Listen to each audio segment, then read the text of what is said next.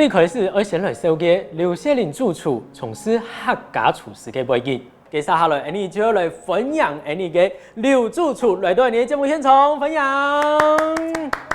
哇哦！主持人哈，哇！觀眾朋友大家好，哦，謝謝你。嘿，家我哋啲亞嘅時代好，沒有講到講，冇係亞嘅劉主廚啦。知道講談起來較啱調嘅，我哋就講雪玲姐。嘿，錯。哦，雪玲姐，老老少少做係為雪玲姐。哦，知道動情且用嘅啊，韓國我哋用啥物係來吃散板。對，沒有你什麼洶湧啊，喊他親切。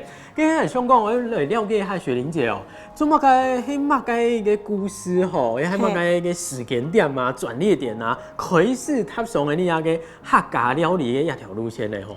其實係當有興趣做料理啦，哦，細細只有做料理，到後來太嘅咩洶湧，家嘅咩洶湧，又去做外燴。哦，外燴呢，跟一般人家呢學費也有。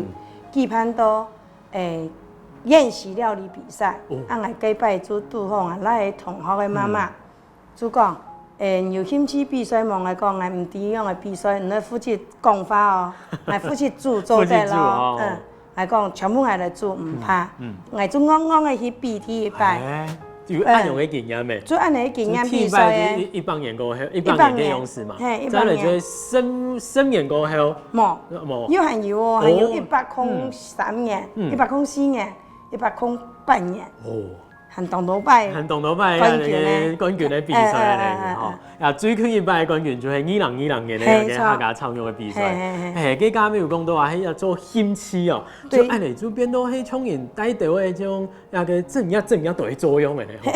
我其實我有正業呢，我正業係上班呢，我有啲幼兒園上班呢。幼兒園上班做先生教小朋友教小朋友做乜東西係？係做俾小朋友食嘅呀。哦，哇！因為個小朋友懂很瘋誒。應該細下就會吹叫做說哇。對。